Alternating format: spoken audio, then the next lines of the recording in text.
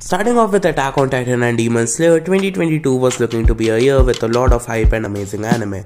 But as winter ended and both of these anime wrapped up their final episodes, it all started going downhill with no popular shows coming out. Of course, excluding Spy Family, cause this shit is so popular that my grandma probably had watched it. But this season is like that one bite you keep reserved for the end of your meal, cause I think all the producers, when they hopped in a Zoom call and decided to drop all their bangers in this one goddamn season. So here is the list of all the anime which I think are gonna bang you the hardest. That sentence sounded awfully wrong, but let's begin. Kicking off the list, we have Akihabara Maid War. Now before you think that I'm a fucking weirdo and leave the video, wait, listen to me. I'm mostly interested in this anime because its plot is based on maid cafes, which are very infamous in Japan, but me living in India have no idea on what they are. So what better way to learn about them than watching an anime for 4 hours? What do you mean I can go through an article in 5 minutes? Also, the location this anime takes place in is the hub of anime, Akihabara. So if the anime shows us the weep culture and more behind the scenes or shady stuff of this weird market, I will be heavily invested in it. Also, it has a lot of cute wife. Next on the list is Pochi The Rock, following the story of Hitori, a high school girl who started learning to play guitar because she dreams of being in a music band. But she is very socially awkward that she hasn't made a single friend in her entire high school life. However, her dream might come true after she meets Nijika, a girl who plays drums and is looking for a new guitarist for her band. The main hook of the anime, of course, is gonna be how the high school girls will get along with each other and create music, overcoming all the obstacles awaiting in their way. And I'm completely hooked up on this show.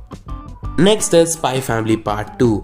Lloyd, Yor and Anya are coming back to our screens to give us the more crazy, funny and wholesome story. Also, it is actually back very soon, after taking a break of just 1 season. But it's not very surprising given the show's popularity and the incredible reception it got from the fans. Spy Family is easily one of the most popular anime to come out this year, but I personally have still not watched it, but considering the love its fans have towards the show, I'm sure I'm in for a genuinely sweet and wholesome story. Next on the list is an old face making a long-awaited and triumphant return. It's Bleach, the 1000-year Blood War arc, which is supposed to be its final arc as well. I know in any other list this anime will at least be in the top 3, but not in my case, as just like Spy Family, I haven't actually watched Bleach either. I can't really praise or downplay Bleach, as again I have not watched it, but what can't be denied is its legacy and how it opened the gates to a lot of people to get into anime in the modern era. After the anime ended a decade ago, people have been tediously waiting for its return, and in this anime season it's finally coming back, giving people the final arc, 1000-year Blood War. The long-time fans will finally get to experience its ending in the anime format, but there's actually a catch. Cause yes, it's coming back and it is being marketed as the final season, but this arc is going to be divided into 4 cores, similar to Attack on Titan's final season, which is divided into 3 cores. But nonetheless, the hype is through the roof for Bleach's grand finale, and there's just 2 weeks left for its return. Next comes the highly anticipated sports anime, Blue Lock. We have seen all types of sports anime, from dramatic to high tension, action-packed blockbusters that have come to define this genre in the modern era. But I don't think we have ever seen anything as high stakes as this. The most promising strikers from Japan get sent into Blue Lock, a prison-like facility where they do battle, and the survivor earns the spot of the team striker in the national team of Japan. And as for the losers, they get banned from joining the team forever. Such a high-stake environment will only bring out the best from the strongest players, and one such player is Yoichi Isagi. He joins the Blue Lock project with staking his dreams, his desires, and his ambitions to lead the Japanese national team to glory on the line. The story looks solid, and considering this is being made by the same studio who have previously worked on sports anime like Haikyuu, Kuroko no Basket, Aoashi and much more, I'm sure that the anime adaptation will be great as well. Now we are in the top 3, and here's where Chainsaw Man enters to deliver its super hyped first season.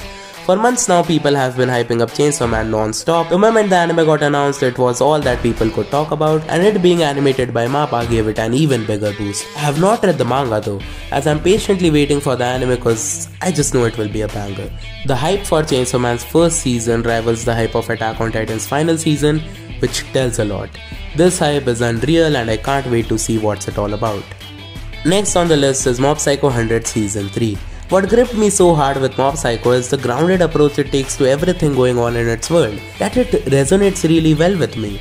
The characters, the world, the emotions feel so real that you can easily relate with them. Cause I personally can definitely relate with a high schooler dealing with social awkwardness much more than a kid whose brother killed the entirety of his village to test his abilities. Also, I am a huge sucker for Sakuga, and Mob Psycho pumps out some of the most jaw-dropping fight scenes both in terms of animation and stakes. I really don't mind the third season after the entertainment the first two have given me, but that's just a slight concern, as there's not much material left for the anime to adapt, so most of the third season will be anime original.